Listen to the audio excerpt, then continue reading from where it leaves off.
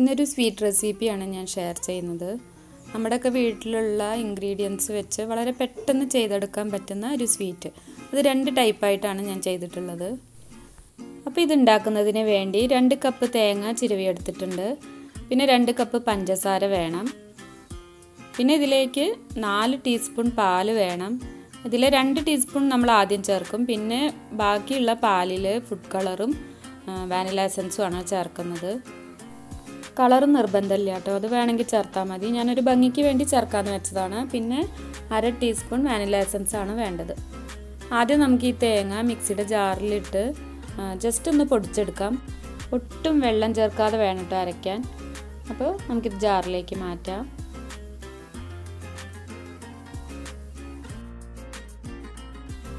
അങ്ങനെ തേങ്ങ ഞാനിവിടെ ക്രഷ് ചെയ്തെടുത്തിട്ടുണ്ട്. കണ്ടില്ലേ, ഇതുപോലെ തരിതരിപ്പായിട്ട് പൊടിച്ചെടുക്കുക. അതിനുശേഷം ചുവട് കട്ടിയുള്ള ഒരു പാനിലേക്ക് നമുക്കിത് മാറ്റാം.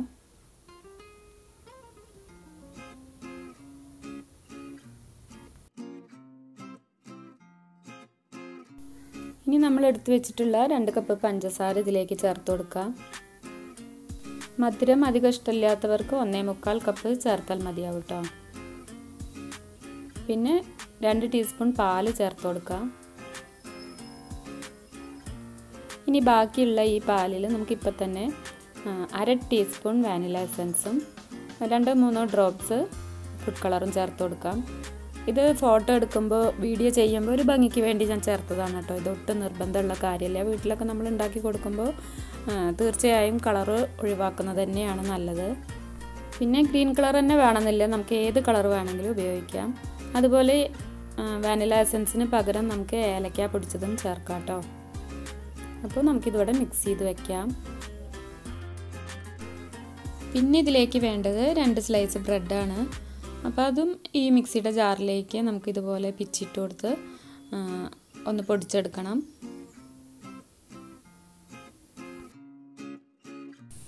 അങ്ങനെ ബ്രെഡും പൊടിച്ചിട്ടുണ്ട് കേട്ടോ. അപ്പോൾ ഇത് നമുക്കിവിടെ മാറ്റി വയ്ക്കാം.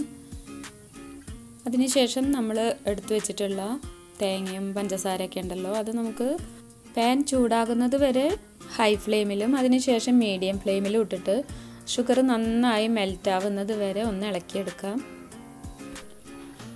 നമുക്കിത് പഞ്ചസാരയ്ക്ക് പകരം ശർക്കര ചേർത്തും ഉണ്ടാക്കാം കേട്ടോ. അപ്പോൾ 2 കപ്പ് പൊടിച്ച ശർക്കര എടുത്താൽ മതി. പിന്നെ ഇടയ്ക്ക് വെച്ചൊരു കാര്യം പറയട്ടെ, സുലൈമാനി എന്നുള്ള ഈ ചാനൽ സബ്സ്ക്രൈബ് ചെയ്യാൻ മറക്കരുത്. അതുപോലെ ബെല്ലൈക്കണിൽ ഓൾ എന്നുള്ള ഓപ്ഷനും എനേബിൾ ചെയ്യുക. ഇപ്പോൾ ഷുഗറൊക്കെ നന്നായി മെൽറ്റ് ചെയ്തിട്ടുണ്ട് കേട്ടോ. അപ്പോൾ നമുക്കിനി ഇതിലേക്ക് പൊടിച്ച് വെച്ച ബ്രെഡും നമ്മൾ മിക്സ് ചെയ്ത് വെച്ചിട്ടുള്ള പാലുണ്ടല്ലോ അതൊക്കെ ചേർത്ത് കൊടുത്ത് നന്നായി മിക്സ് ആക്കിയിട്ട് സ്റ്റവിൽ നിന്ന് വാങ്ങി വയ്ക്കാം. പിന്നെ ഇനി ഇത് ചൂടോടുകൂടെ ബോളാക്കുമ്പോൾ നമുക്ക് പെട്ടെന്ന് ചെയ്തെടുക്കാൻ പറ്റും കേട്ടോ. അപ്പോൾ നമ്മുടെ കൈക്ക് എത്രത്തോളം ചൂട് സഹിക്കാൻ പറ്റും ആ ചൂടാവുന്ന സമയത്ത് നമുക്കിത് ബോളുകളാക്കി എടുക്കാം.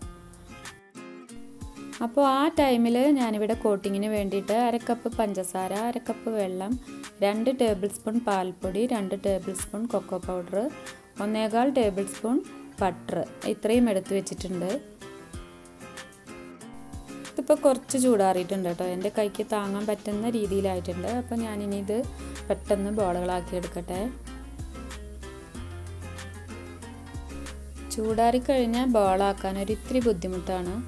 ഇനി അഥവാ നമ്മളിത് കംപ്ലീറ്റ് ബോളാക്കണതിൻ്റെ മുന്നേ ചൂടാറിയിട്ടുണ്ടെങ്കിൽ തിളച്ച വെള്ളം ഉണ്ടല്ലോ അതിലേക്ക് ഒരു പാത്രത്തിൽ കുറച്ച് തിളച്ച വെള്ളം എടുത്തിട്ട് അതിലേക്ക് ഈ പാൻ ഇറക്കി വെച്ച് കൊടുത്താൽ മതി കേട്ടോ.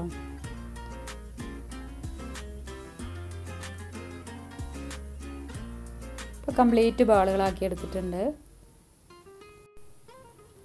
അപ്പോൾ കോക്കനട്ട് ബോൾസ് ഇവിടെ റെഡിയായി. നമുക്ക് വേണമെങ്കിൽ ഇത് ഇതേപോലെ കഴിക്കാം. അപ്പോൾ ഇത് ഫുള്ളായിട്ട് ഞാൻ കോട്ട് ചെയ്യുന്നില്ല കേട്ടോ, കുറച്ച് ഞാൻ മാറ്റി വയ്ക്കുന്നുണ്ട്. ബാക്കിയുള്ളതാണ് നമ്മൾ കോട്ട് ചെയ്തെടുക്കുന്നത്. അപ്പോൾ ഇത്രയും ഞാൻ മാറ്റി വെച്ചിട്ടുണ്ട്. ഇനി നമുക്ക് കോട്ടിങ്ങിനുള്ളത് നോക്കാം. അതിനൊരു സോസ് പാൻ എടുത്ത് അതിലേക്ക് 1/2 കപ്പ് പഞ്ചസാരയും നമ്മൾ എടുത്തു വെച്ചിട്ടുള്ള 1/2 കപ്പ് വെള്ളവും ഒഴിച്ചു കൊടുക്കുക. എന്നിട്ട് സ്റ്റവിൽ വെച്ച് മെൽറ്റാകുന്നത് വരെ ഷുഗർ മെൽറ്റാകുന്നത് വരെ തിളപ്പിച്ചെടുക്കുക. അതിനുശേഷം നൂൽപ്പരുവാകുന്നത് വരെ കുറുക്കിയെടുക്കുക.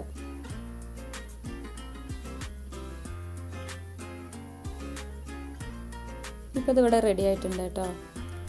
ഇനി ഇതിലേക്ക് ബാക്കിയുള്ള ഇൻഗ്രീഡിയൻസ് ചേർത്ത്, അതായത് പാൽപ്പൊടി, കൊക്കോ പൗഡർ, ബട്ടർ, ഇത് മൂന്നും പെട്ടെന്നൊന്ന് മിക്സാക്കി എടുക്കുക. അതിനുശേഷം നമുക്ക് സ്റ്റവിൽ നിന്ന് വാങ്ങി വയ്ക്കാം.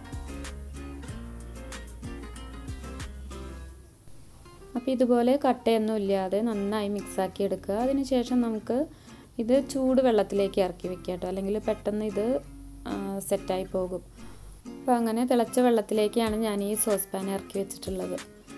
അതിനുശേഷം ഓരോ ബോൾ എടുത്തിട്ട് സ്പൂൺ കൊണ്ട് നന്നായി ഒന്ന് കോട്ട് ചെയ്തെടുക്കുക. എന്നിട്ട് നിങ്ങളുടെ കയ്യിൽ പേപ്പർ കപ്പ് ഉണ്ടെങ്കിൽ അതിലേക്ക് ഇതുപോലെ ഒന്ന് വെച്ച് കൊടുക്കുക. അപ്പോൾ കംപ്ലീറ്റ് ചെയ്തെടുക്കാം കേട്ടോ ഇതുപോലെ. അപ്പോൾ നമ്മുടെ കോട്ടിംഗ് ഒക്കെ കഴിഞ്ഞു. ഇനി ജസ്റ്റ് ഒരു ഡെക്കറേഷൻ എന്ന നിലയ്ക്ക് ഞാൻ കുറച്ച് വിപ്പിംഗ് ക്രീമിൽ യെല്ലോ ഫുഡ് കളർ ചേർത്തിട്ട് ഇതുപോലെ ഒന്ന് വെച്ച് കൊടുക്കുന്നുണ്ട് കേട്ടോ. ലീഫിൻ്റെ നോസിലാണ് കേട്ടോ ഞാൻ എടുത്തിട്ടുള്ളത്. അപ്പോൾ അതുപയോഗിച്ച് ഇതുപോലെ ഒന്ന് ഡെക്കറേറ്റ് ചെയ്ത് കൊടുക്കുന്നുണ്ട്.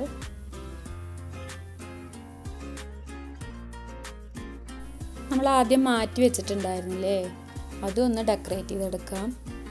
ഇതിൻ്റെ പുറത്ത് കുറച്ച് ചോക്ലേറ്റ് ആക്കിയിട്ട് അതിൻ്റെ മീതെ കാഷ്യൂ നട്ട് വെച്ച് കൊടുക്കണം കേട്ടോ ചെയ്യുന്നത്. അപ്പോൾ ഇത്രയേ ഉള്ളൂ ഈ സ്വീറ്റ്. ഉണ്ടാക്കാൻ വളരെ ഈസി അല്ലേ. അപ്പോൾ എല്ലാവരും നിങ്ങളുടെ കുട്ടികൾക്ക് ഉണ്ടാക്കി കൊടുക്കുക.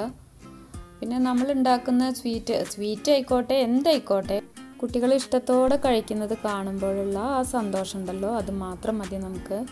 അപ്പോൾ നിങ്ങളുടെയും ഞങ്ങളുടെയും എല്ലാവരുടെയും നന്മയ്ക്കായി പ്രാർത്ഥിച്ചുകൊണ്ട് ബൈ, താങ്ക് യു.